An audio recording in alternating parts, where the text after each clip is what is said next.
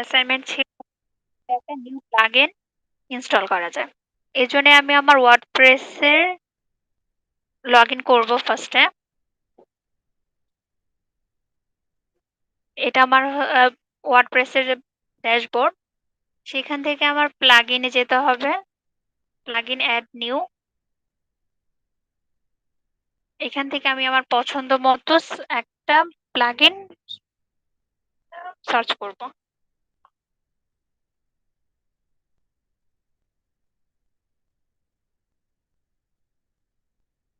যেমন এখানে আমি WP রিয়াক্টটা ইনস্টল করতে চাচ্ছি, তাই এটা আমি সার্চ করে নিয়েছি।